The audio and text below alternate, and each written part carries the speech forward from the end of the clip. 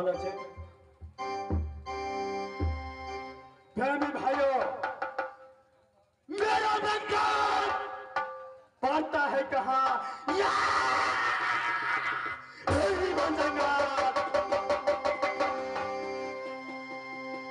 मेरी माँ की नाम, मेरी माँ की नाम शक्ति सुषमावती।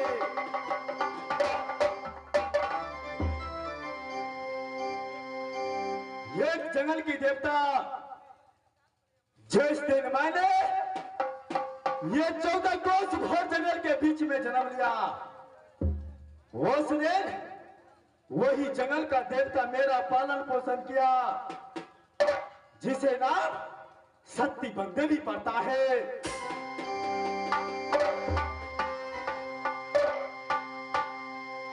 परंतु मेरा नाम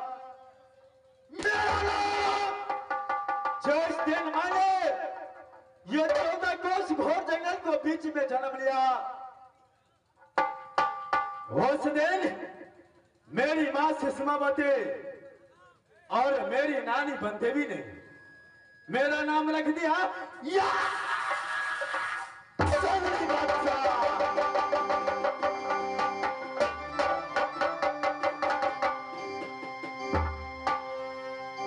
वही मेरा नाम या जंगली बादशाह पड़ता है।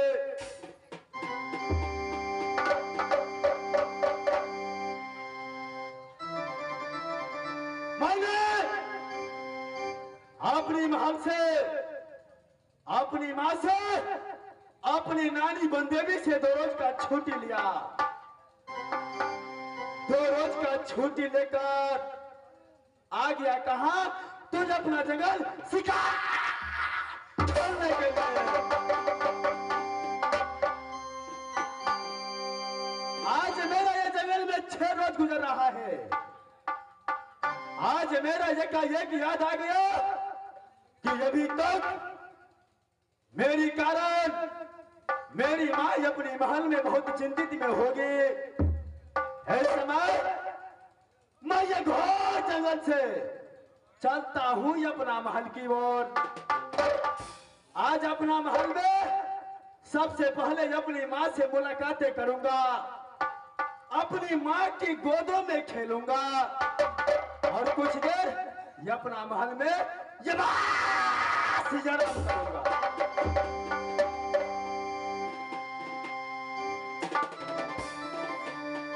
इस समय मैं ये घोर जंगल से चलता हूं अपना महल की ओर।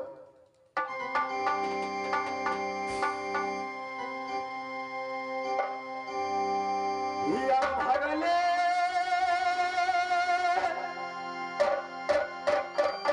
जंगलिया हो समाज भैया,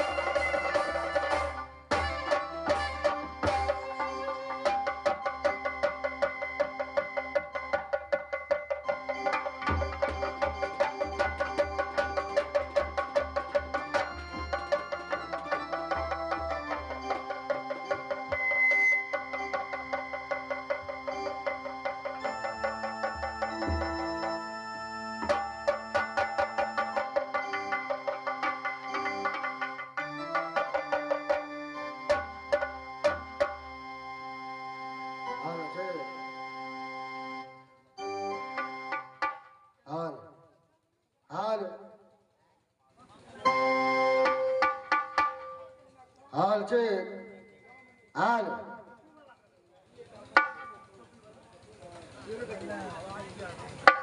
હાલ હાલ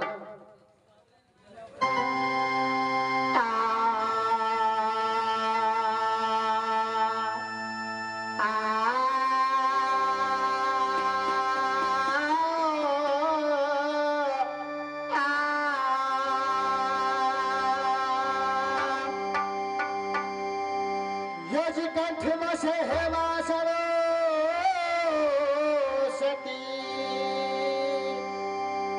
યજ કંઠમાં છે હેમા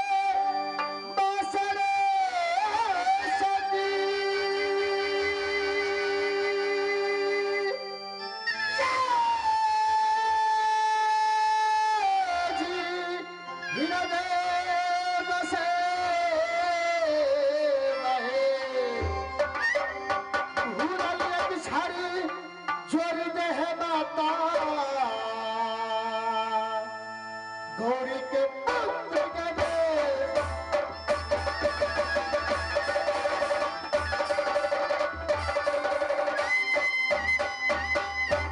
यजी सदा भवानी यजी सदा भवानी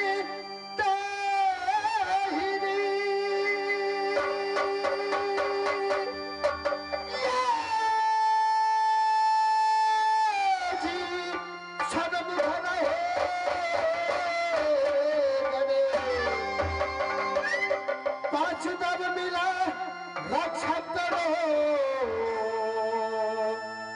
ब्रह्मा